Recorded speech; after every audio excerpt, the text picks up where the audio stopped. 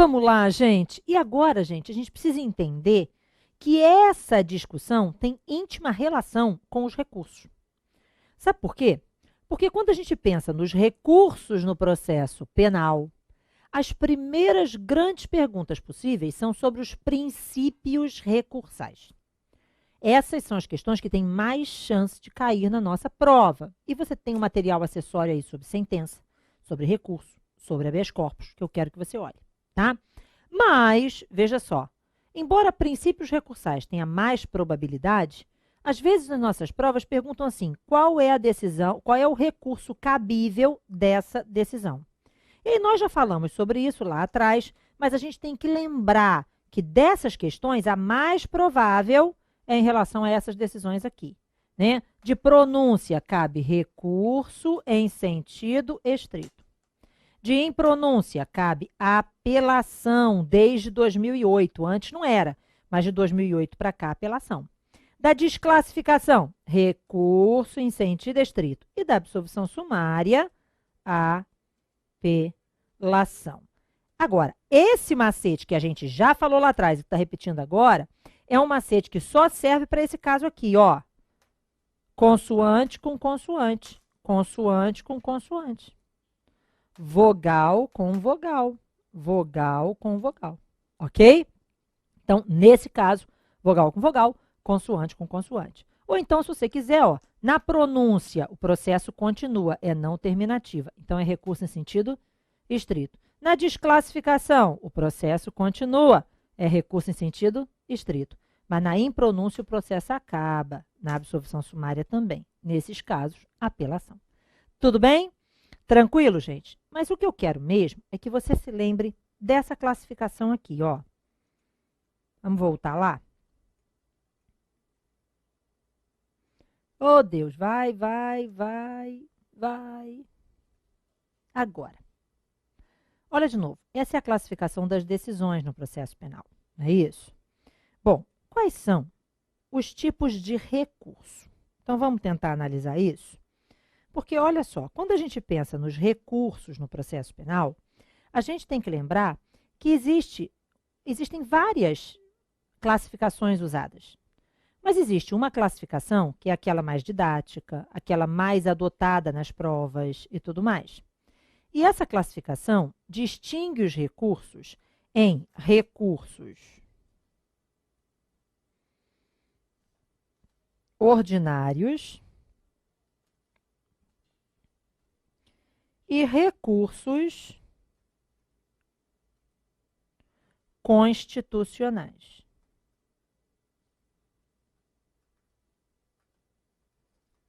Muito bem. E aí, quais são os recursos ditos ordinários? São os recursos previstos na lei infraconstitucional. Então, quais são os recursos previstos no Código de Processo Penal? Quais são os recursos previstos na legislação infraconstitucional? Não estão na Constituição. Então, estes recursos, chamados de recursos ordinários, eles se classificam em recursos ordinários comuns e recursos ordinários especiais. Os recursos ordinários comuns são o recurso de embargos de declaração.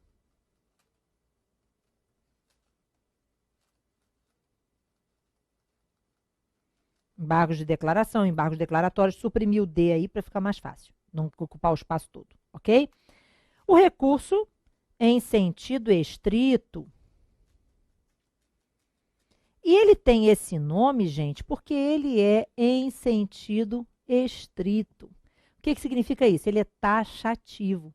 Ele só caberá naquelas hipóteses previstas no artigo 581. O artigo 581 tem 24 incisos. Mas vamos dar uma dica? Desses 24, tem aí uns 8, por aí, sei lá, que não cabe recurso em sentido estrito. Mas como não, Ana? Lei especial prevalece sobre a geral. Lei posterior derroga a anterior.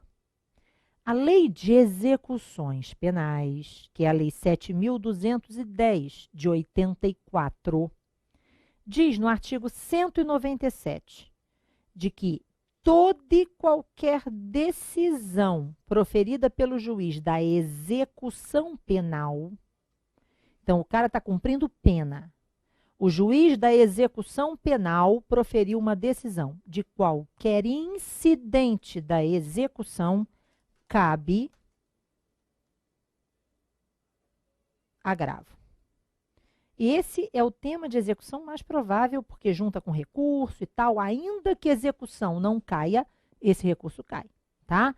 Então, agravo da execução, de execução, em execução, ou agravo da Lei de Execuções Penais, artigo 197 da LEP. Então, esse recurso, gente, o recurso de agravo em execução, ele, na verdade, cabe de qualquer decisão proferida na execução da pena. E várias dessas decisões estavam em 1941, quando o Código foi feito, né, lá no recurso em sentido estrito. Então, todas as decisões que estão no recurso em sentido estrito, que tratem de execução de pena, não é recurso em sentido estrito, é agravo. Tipo assim, da decisão do juiz que concede ou nega a progressão de regime, agravo. Da decisão do juiz que concede, revoga ou nega livramento constitucional, agravo. Da decisão do juiz que unifica a pena, agravo. Da decisão do juiz, qualquer coisa durante a pena, entenderam? Não. É agravo, entende? Não é recurso em sentido estrito, porque a Lei de Execuções Penais é posterior e especial em relação ao Código de Processo Penal. Ana, por que não revogaram lá no Código de Processo Penal esse negócio para ficar mais fácil? Porque no primeiro período da Faculdade de Direito, o aluno de Direito aprende assim, lei posterior derroga anterior, lei especial prevalece sobre a geral. Não precisa desaparecer com lá, entendeu? Então, é por isso, né? Então, a gente tem que lembrar que dentro do recurso em sentido estrito, dos 24 incisos, vários não são recurso em sentido estrito. É pena, execução. Então, agravo em execução, ok? E tem o recurso de apelação, ok? Bom, e qual é o recurso ordinário especial? Eram dois. O primeiro deles, ele foi revogado em 2008. Em 2008, então vamos imaginar, você pegou aí uma questão de prova, um concurso antigo para fazer, para treinar e tal, já sabe que isso, esquece, não existe mais. Desde 2008, não existe mais o protesto por novo júri, ok? Então, hoje, o único recurso ordinário especial existente é o recurso de embargos infringentes e de nulidade. Ok? Só. E aí vem a diferença. O que é um recurso ordinário especial e o que é um recurso ordinário comum? Recurso ordinário especial é privativo da defesa.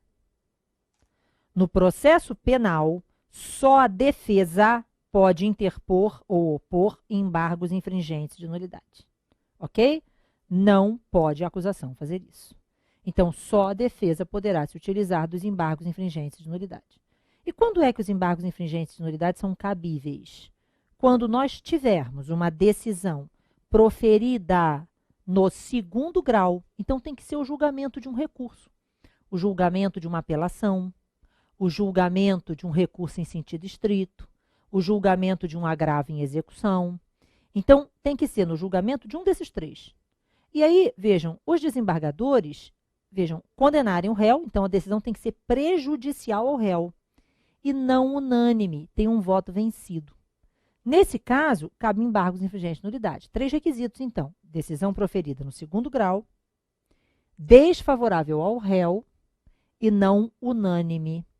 Os embargos infringentes de nulidade levam o caso ao próprio tribunal, mas para um colegiado de 5 desembargadores, por uma sessão ampliada, por uma turma, pela Câmara ampliada, depende do regimento interno de cada tribunal. Mas a apelação, o rese, né, que é o recurso em sentido estrito, o agravo em execução, são julgados por 3 desembargadores. Quando existe uma decisão nesse julgamento desfavorável ao réu com um voto vencido, esse voto vencido vai ser levado à apreciação de 5 desembargadores, ok? Fato é, gente, que presta atenção, né? Qual é o prazo desses recursos? Embargos de declaração, 2 dias. Recurso em sentido estrito, 5 dias. Apelação, 5 dias. Agravo de execução, 5 dias. Olha, esse agravo é 5 dias? É 5 dias, posição sumulada pelo STF. Esse agravo, que não tem procedimento previsto na Lei de Execuções Penais, usa o procedimento do recurso em sentido estrito. Então, prazo, tudo dele é igual. E o embargo de infringência de nulidade, 10 dias. Vamos lembrar uma coisa? Olha só. Se você errar o prazo, eu venho puxar teu pé 1 dia. Ficou claro? Olha só, a situação é a seguinte, gente. O RES é 5 dias, a apelação 5 dias, o agravo de execução 5 dias. Pô, não tem como errar, mano. Né? Então, os únicos prazos diferentes são o de embargos de declaração, 2 dias, e os embargos de infringência de nulidade, 10 dias. Ok? Agora, tem um fator muito interessante no processo penal. No processo penal, vejam, os recursos de apelação, recurso em sentido estrito, e o recurso de agravo, já que ele tem o mesmo procedimento do recurso em sentido estrito, tem o que a gente chama de prazo dúplice. O que é isso? Existe o prazo para interposição do recurso.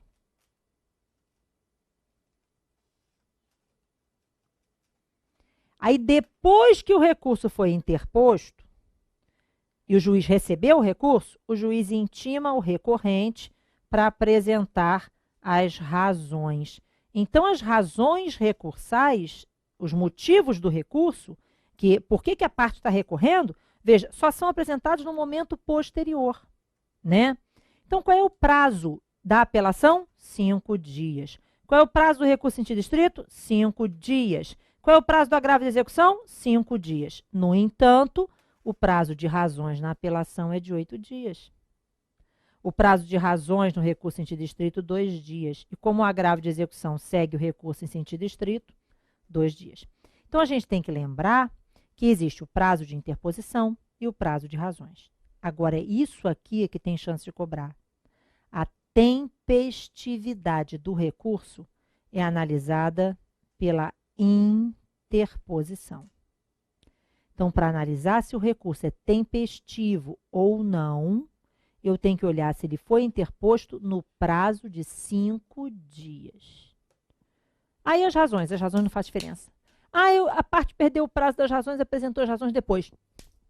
Muda nada, ok? Pode apresentar depois, tá? Agora, para saber se o recurso vai ser recebido ou não, eu tenho que ter o prazo de interposição respeitado, ok? Agora, tudo aquilo que a gente aprende no processo civil sobre recurso, dos requisitos de admissibilidade, tudo isso vale no processo penal igual, tá? Mas aí, vejam só, gente, o que me interessa daqui, né? Interessa que eu tenho que descobrir cada recurso desse quando cabe. Então, vamos fazer o seguinte. Embargos de declaração, mesma coisa do processo civil. Cabe quando há contrariedade, né? Contradição, ambiguidade, né? Dubiedade na decisão, quando ela precisa ser esclarecida, não é isso? E nestes casos, quando ela é obscura. Então, nesses casos, né, eu vou ter que entrar com embargos de declaração dentro de 2 dias. No processo penal, houve uma omissão em relação ao que acontece com o prazo do outro recurso. Então, tal qual no processo civil, quando interpostos ou opostos embargos de declaração, o prazo do outro recurso fica interrompido. Ok? Tranquilo? Recurso em sentido estrito, 5 dias, apelação 5 dias, agravo da LEP 5 dias, beleza. Embargos de infringência de nulidade a gente já viu quando cabe.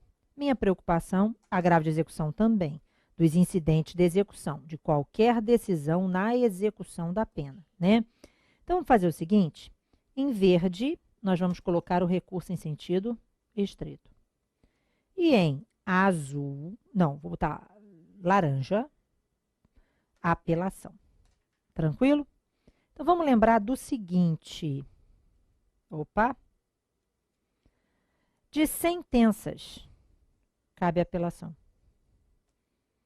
Tudo bem? Das decisões terminativas de mérito, caberá recurso em... Vou botar outro verde, que esse está muito escuro.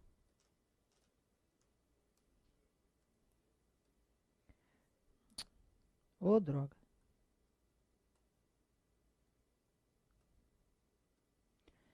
De terminativas de mérito, cabe recurso em sentido estrito, ok? Salvo quando o reconhecimento da extinção da punibilidade ocorra na absolvição sumária de que trata o artigo 397 do Código de Processo Penal. Ali o entendimento é de que é apelação. Só naquele caso que seria apelação. No resto, qualquer outra vez que o juiz reconhecer a prescrição ou outra causa extintiva da punibilidade, é recurso em sentido estrito. Ana, e das interlocutórias mistas? As interlocutórias mistas, a regra é o recurso em sentido estrito. Mas, quando aquela interlocutória mista ou com força de definitiva não estiver prevista no recurso em sentido estrito, que a gente já explicou que é taxativo, aí, gente, não tem jeito, cabe a apelação. Porque o artigo 593, que é o artigo que trata da apelação, diz que cabe apelação das sentenças condenatórias e absolutórias proferidas pelo juiz singular. 2. Das decisões definitivas ou com força de definitivas não previstas no capítulo anterior, que é o capítulo do recurso em sentido estrito. Então, se eu tiver uma decisão interlocutória mista, que é uma decisão com força de definitiva, que não esteja prevista no recurso em sentido estrito, o recurso é apelação. E no processo penal, gente, a regra... Opa!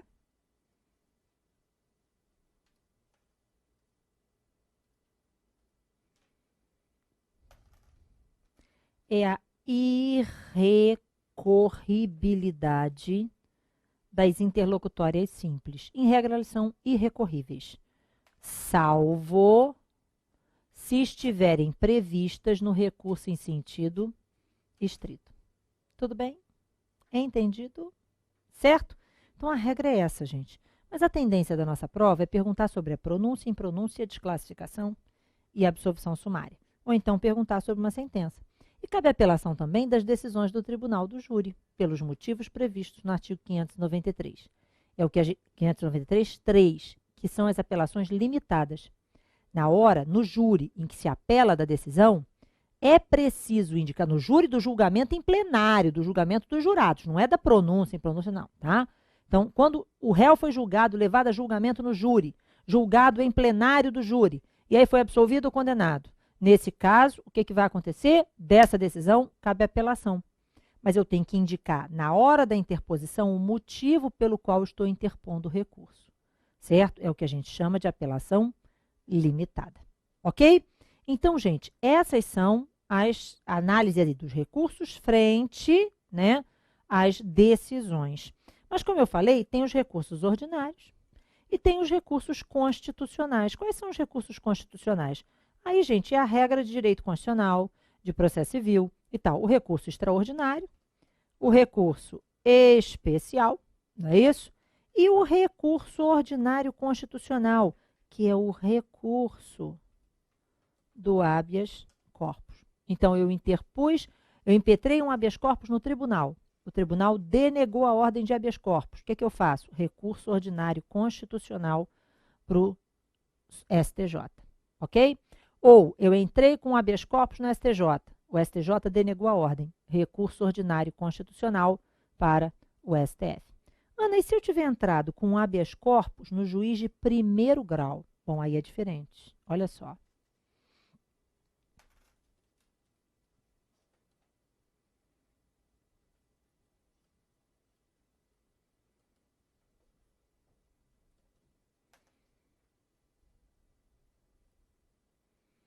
Ordem denegada significa negou, né? Não foi concedido. Resultado, o que se faz? Recurso ordinário constitucional para o tribunal seguinte.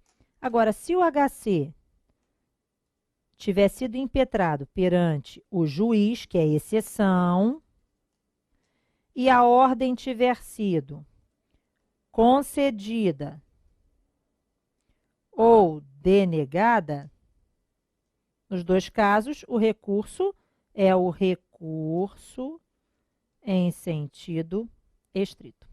Tudo bem? Agora, o que mais que eu preciso saber desses tipos de recurso, né? Vejam, a gente fala muito numa prova de analista de tribunais, isso é muito comum de cair, a carta testemunhável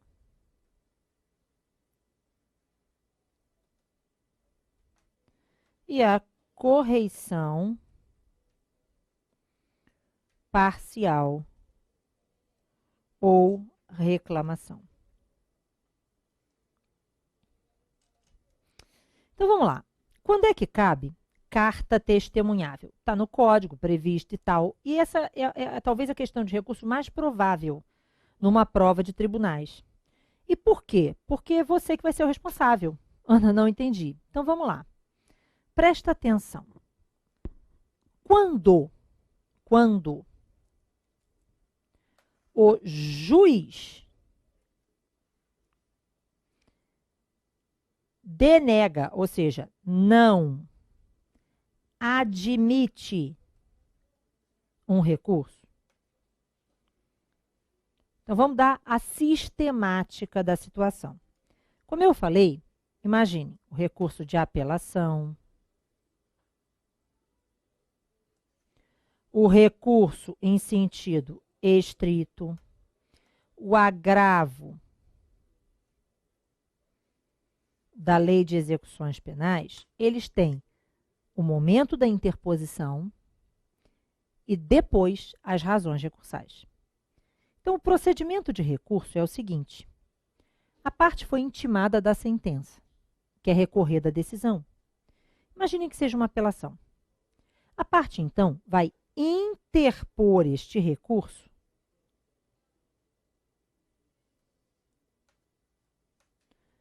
perante o juiz que proferiu a decisão da qual se está recorrendo. É o juiz a quo. Ok? Juiz a quo é o juiz prolator da decisão da qual se recorre. E o juízo ad quem é o tribunal que vai examinar o recurso. Muito bem. Então, o recurso foi interposto perante o juiz a quo. O juiz vai analisar se admite ou não esse recurso. E se ele admitir o recurso, intima o recorrente para apresentar as razões. Depois que as razões forem apresentadas, o juiz vai intimar a parte contrária para apresentar as contrarrazões. Não é isso? E aí, apresentadas as razões e as contrarrazões, agora o juiz manda o recurso para o tribunal, que é o órgão que vai examinar o recurso e julgar, que é o juízo ad quem. Tudo bem? Ocorre que, às vezes, o juiz, embora o recurso tenha sido interposto, o juiz não admite esse recurso. E, às vezes, é pior ainda, ele admite o recurso e meio que senta em cima do troço. Não manda para o tribunal, olha só, né? Tá tudo pronto para ser mandado e ficou lá, ó, agarrado, né? Então, numa situação como essa, tá? O que a gente pode fazer, né? Aí entra em ação a carta testemunhável. Então, vamos imaginar, seja um recurso de apelação, seja um recurso em sentido estrito, seja um agravo em execução. Empresta esse papel aí, esse aí, isso. Empresta aí essa pranchetinha, qualquer troço aí, apostila, qualquer troço. Olha só. O juiz, veja, a parte interpôs o recurso. Veja bem. Aí a parte interpôs o recurso. Me mostra aí, Ed, por favor. Isso. A parte interpôs, o recurso está aqui, a cadeira, tá? E aí o recurso chegou nas mãos do juiz. O juiz admitiu o recurso, intimou para apresentar razões, intimou para apresentar contrarrazões. E abundou-se em cima do troço, a cadeira abaixou, né? E aí ele abundou-se em cima do processo, o processo não sobe para o tribunal de jeito nenhum, está agarrado lá, não manda. E aí, o que eu faço? Né? Aí, vejam, a parte pode interpor a carta testemunhável. Sabe a quem que a carta testemunhável é endereçada? Ao escrivão. Portanto, a você. Ficou claro? E aí ela vai ser endereçada ao escrivão. E sabe o que o escrivão tem que fazer? Ele tem que dar um jeito de tirar esse processo dali. E aí formar um instrumento, entregar isso para a parte levar para o tribunal. Né? Se o escrivão não fizer isso, sabe o que acontece? Ele paga a multa. Ficou claro? Entendido? Ele paga multa. Ok? Portanto, você paga a multa. É por isso que isso cai em prova. Entendido? Sim ou não? Tá? Cai na sua prova. Porque você é a pessoa que vai ser responsável por fazer isso andar. Né? Entendeu? Então, é um momento em que o escrivão é mais importante que o juiz. Certo? E é por isso que a cobrança desse recurso na sua prova é muito grande. Ok? É a carta testemunhável. Quando é que eu posso utilizar a carta testemunhável? Quando o juiz, tendo recebido o recurso, não lhe dá seguimento. Essa é a primeira hipótese. Ou quando o juiz não admite o recurso. Mas, nesse caso, só é possível se não houver outro recurso previsto em lei. Quando o juiz, presta atenção, não admite a apelação,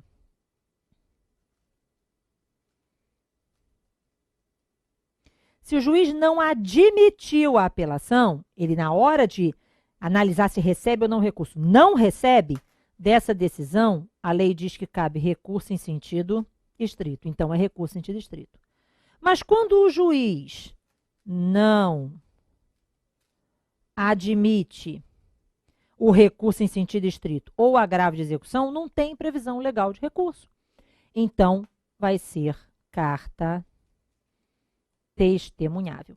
Então, a carta testemunhável cabe em duas situações, ok? Quais são essas duas situações? Primeira situação, quando o juiz não admite um recurso, ok? E não existe previsão legal de outro recurso no caso. Então, o juiz não admitiu a apelação, recurso em sentido estrito. O juiz não admitiu o recurso em sentido estrito ou agravo em execução, aí cabe carta testemunhável, tá? Ou quando interposta a apelação, recurso em sentido estrito e agravo em execução, o juiz admite, mas não lhe dá seguimento. Carta testemunhável perante o escrivão, né? E aí ele tem que dar um jeito de formar um instrumento, daí o nome carta testemunhável, forma a carta, entrega para a parte e levar para o tribunal. Se a carta estiver bem instruída, o tribunal já julga como se fosse o próprio recurso, né? E se o escrivão não fizer isso, multa, ok? Suspensão, um monte de coisa, sabe? É assim. Então, acho melhor você ficar de olho, certo? Então, essa é a carta testemunhável. E, Ana, a correição parcial? Correição parcial, gente, tecnicamente não seria recurso, né? No processo civil, ela tem caráter administrativo. Como o nome diz, correição, porque é um puxão de orelha no juiz que não deu, né? Não fez o que devia num processo. Então, ele tem uma função meio que administrativa. Só que no processo penal, como a gente falou, as decisões interlocutórias simples, em regra, são irrecorríveis, salvo se estiverem previstas no recurso em sentido estrito. Então, a gente tem que olhar o artigo do 581 e olhar o que está lá, né? Então, se couber recurso em sentido estrito, beleza, é recurso em sentido estrito. E se não couber, em tese, não cabe recurso. O processo penal não tem agravo, aquele agravo de instrumento, agravo retido, nada disso. Então, não tem recurso. Mas, peraí, aí eu não posso fazer nada. Quando a decisão ameaçar a liberdade do indivíduo e tudo mais, eu posso até pensar no habeas corpus. É o caso da decisão que recebe a denúncia. Quando o juiz rejeita a denúncia, cabe recurso em sentido estrito. Mas quando o juiz recebe a denúncia, aí, vejam, neste caso do recebimento da denúncia, não cabe recurso, mas eu posso impetrar um habeas corpus. Mas se não couber o habeas corpus, o que eu faço? Tipo assim, o juiz deferiu ou indeferiu a produção de uma prova. Não tem recurso previsto. O que eu faço? E aí, quando o juiz defere ou indefere a produção de uma prova, por exemplo, eu posso dizer que o juiz não andou em conformidade com os princípios que regem a matéria. E aí posso pensar na correição parcial. Mas é preciso que seja uma decisão ou um despacho do qual não caiba recurso e que demonstre que o juiz não respeitou os princípios que regem a matéria. Aí eu posso pensar na correição parcial ou reclamação. Tudo bem? Mas tem que ser de um despacho ou de uma decisão interlocutória simples, da qual não caiba recurso em sentido estrito, nem habeas corpus. Ok? Nós teremos um bloquinho extra, né? E esse bloquinho extra é para tirar umas dúvidas. Eu reservei para esse bloco extra a dúvida que mais aparece no sua mensagem. A gente já vai lá.